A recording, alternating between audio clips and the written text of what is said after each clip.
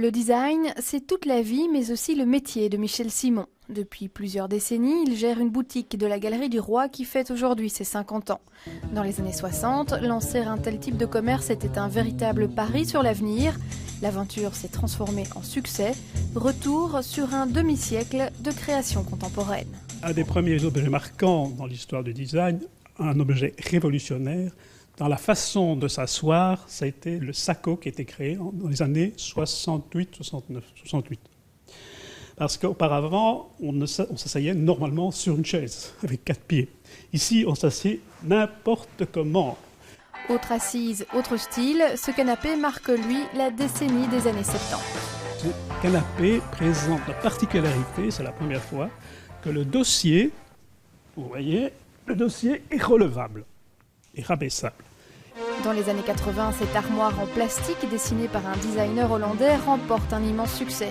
Un format idéal pour toutes les pièces de la maison. Autre objet, autre décennie, celle des années 90, avec cette araignée de métal. L'objet est en réalité un presse-agrumes, fruit de l'imagination de l'un des plus grands noms du design français. C'est pas toujours évident de presser son orange, je dois vous dire. Mais en fait, l'objet est tellement beau qu'on ne peut pas résister.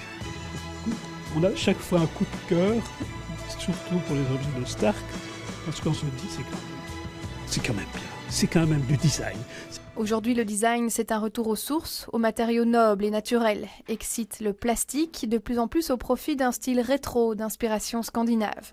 Le design, un monde en constante évolution, une création sans cesse tournée vers l'avenir et la nouveauté. Le design, c'est le contraire du brol, voilà. Moi, je déteste le brol, je déteste le marché aux puces, je n'y vais jamais.